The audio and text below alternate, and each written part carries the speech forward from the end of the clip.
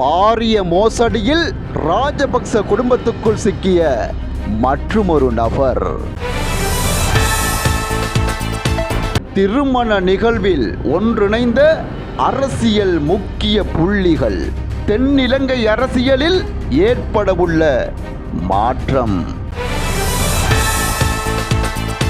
அனைத்து மின்விளக்குகளும் அணைக்கப்பட்டு கிளிநொச்சியில் கொலை குற்றவாளிக்கு மரண தண்டனை.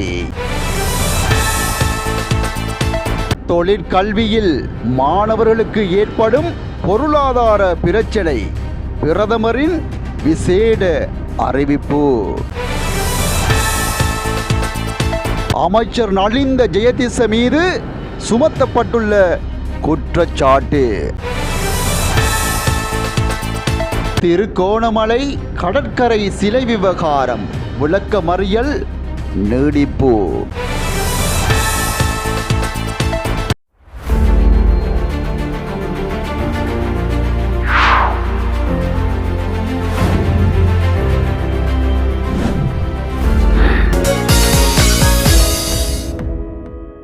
இலங்கையில் மேற்கொண்ட பாரிய ஊழல் மோசடியில் ராஜபக்ச குடும்பத்தைச் சேர்ந்த மற்றுமொருவர் சிக்கியுள்ளதாக நீதிமன்றத்தில் தெரிவிக்கப்பட்டுள்ளது.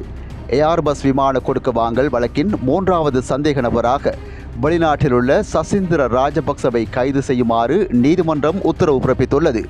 முன்னாள் அமைச்சர் சமல் ராஜபக்சவின் இளைய புதல்வரான சசீந்திர ராஜபக்சவை 3வது சந்தேக நபராக கோட்டை நீதவான் நீதிமன்றம் இன்று பெயரிட்டுள்ளது. அமெரிக்காவில் தற்போது வாழ்ந்து வரும் சசீந்திர ராஜபக்சவை உடனடியாக கைது செய்து நீதிமன்றத்தில் முன்னிலைப்படுத்துமாறு குற்றப்புலனாய்வு திணைக்களத்துக்கு நீதவான் உத்தரவு பிறப்பித்துள்ளது. கடந்த கால அரசாங்கத்தின் போது ரஷ்யாவிடமிருந்து போர் விமானங்களை கொள்வனவு செய்வதில் இடம்பெற்றதாக கூறப்படும் பல மில்லியன் டாலர் நிதி மோசடி தொடர்பில் இந்த விசாரணை முன்னெடுக்கப்பட்டு வருகிறது. பிரான்ஸை தளமாக கொண்ட ஏர்பஸ் நிறுவனம் சுமார் 16.84 மில்லியன் அமெரிக்க டாலர்களை லஞ்சமாக வழங்க இணங்கியமை தெரிய வந்துள்ளது. 2011ஆம் ஆண்டு முதல் 2015ஆம் ஆண்டு வரையிலான காலப்பகுதியில் இடம்பெற்ற இந்த ஊழலில் ஸ்ரீலங்கன் ஏர்லைன்ஸ் நிறுவனத்தின் முன்னாள் பிரதம நிறைவேற்று அதிகாரி கபில சந்திரசேன மற்றும் அவரது மனைவி பிரியங்கா விஜயநாயக்க ஆகியோர் முக்கிய குற்றவாளிகளாக இனங்காணப்பட்டுள்ளமையும் குறிப்பிடத்தக்கது.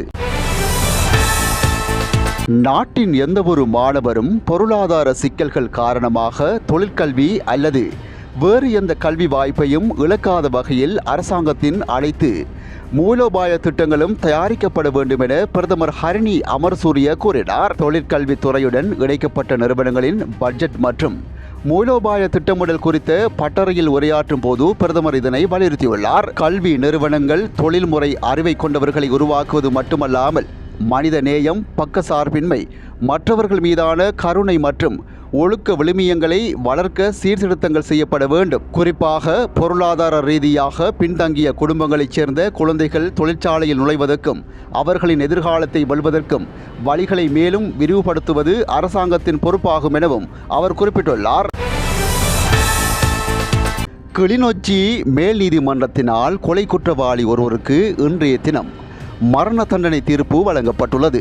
முல்லைத்தீவு புதுக்குடியிருப்பு போலீஸ் பிரிவுக்குட்பட்ட குரவில் கிராமத்தில் கடந்த 2014ஆம் ஆண்டு இடம்பெற்ற கொலையின் பிரதான சந்தேக நபருக்கு இன்றைய தினம் பகல் 12 மணிக்கு கிளிநொச்சி மேல் நீதிமன்றத்தினால் குறித்த மரண தண்டனை தீர்ப்பு வழங்கப்பட்டுள்ளது. சந்தேக நபருக்கு எதிர்த்தரப்பு சட்டத்தரணி எஸ் ஸ்ரீகாந்த் முன்னிலையில் தீர்ப்பு வாசித்து காட்டப்பட்டதுடன் அவருக்கு மன்றிற்கு ஏதாவது கூற விரும்புகின்றீர்களா என்று கேள்வி கேட்கப்பட்டு அவருக்கான சந்தர்ப்பம் வழங்கப்பட்டதை அடுத்து நீதிமன்றத்தின் அனைத்து மின் விளக்குகளையும் அணைக்கப்பட்டு அனைவரும் எழுந்து நின்று குறித்த தீர்ப்பு வழங்கப்பட்டுள்ளது. முன்னாள் ஜனாதிபதியும் ஐக்கிய தேசிய கட்சியின் தலைவருமான ரணில் விக்ரமசிங்கவுக்கும் எதிர்க்கட்சி தலைவர் சஜித் பிரேமதாசவுக்கும் இடையிலான சந்திப்பு ஒன்று நேற்றிரவு நடைபெற்றுள்ள நிலையில் அது அடுத்த கட்ட அரசியல் செயற்பாட்டுக்கான ஆரம்பம் என சுட்டிக்காட்டப்பட்டுள்ளது.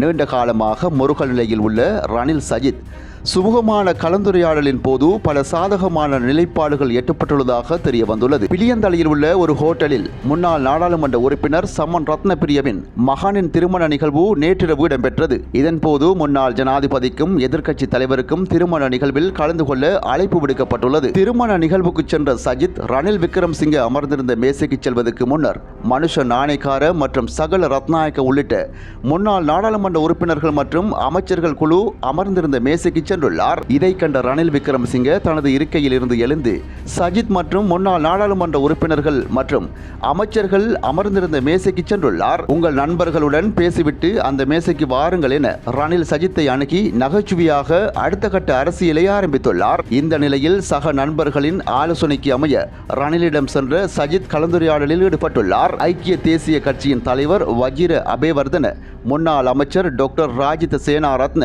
மனோ கணேசன், திகாம்பரன், சாமர சம்பத் உள்ளிட்டவர்கள் அந்த மேசையில் இருந்தனர். சஜித்துக்கு வரவேற்பு கொடுத்த ரணில் தரப்பு ஆசனம் ஒன்றை வழங்கி ரணிலுடன் கலந்துரையாடலில் ஈடுபட்டதாக தெரிய வந்துள்ளது. இதன்போது ரணிலும் சஜித்தும் சுமார் 1 மணி நேரம் விவாதித்துக் கொண்டிருந்தனர்.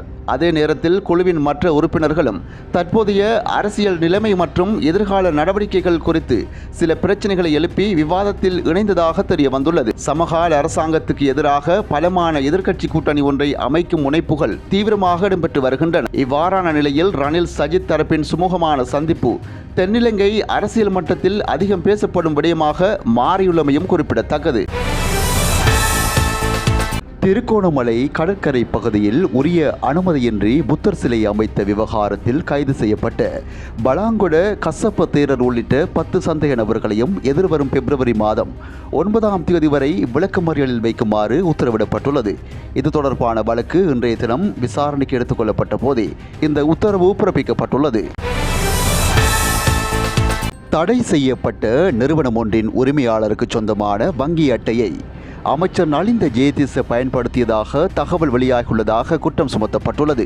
ஐக்கிய மக்கள் சக்தியின் முன்னாள் மாகாண சபை உறுப்பினர் நிரோஷன் பாதுக்க தெரிவித்துள்ளார். அமைச்சர் நலிந்த ஜெயதிச தனது இந்திய பயணத்தின் போது குறித்த வங்கி அட்டையை பயன்படுத்தி 1 மில்லியன் ரூபாவுக்கும் மேற்பட்ட பணம் பரிவர்த்தனைகளை மேற்கொண்டதாக குற்றச்சாட்டுகள் எழுந்துள்ளதாக குறிப்பிட்டுள்ளார். அதன் மூலம் கோடிக்கணக்கான ரூபாய் பரிவர்த்தனைகள் நடந்துள்ளதாக கூறப்படுகிறது. இந்த குற்றச்சாட்டுகள் பொய்யானவை என்றால் அதை பற்றி உடனடியாக நாட்டுக்கு தெளிவுபடுத்த வேண்டும் என அவர் வலியுறுத்தியுள்ளார். இதனிடையே இவ்விடயம் தொடர்பாக அமைச்சர் நலிந்த ஜெயதிச நிரோஷன் பாதுக்கவிடம் 1 பில்லியன் ரூபாய் இழப்பீடு கோரி சட்ட நிபந்தனை கடிதம் அனுப்பியுள்ளார். நிரோஷன் பாதுக்க நடத்திய ஊடக சந்திப்பில் பொய்யான அறிக்கைகள் வெளியிடப்பட்டதாக குறிப்பிட்டுள்ள அமைச்சர் தாம் எந்தவொரு சந்தர்ப்பத்திலும் இத்தகைய கடன் அட்டையை பயன்படுத்தவில்லை எனவும் இது பகையால் உருவாக்கப்பட்ட அடிப்படையற்ற குற்றச்சாட்டாகும் எனவும் அவர் தெரிவித்துள்ளார்.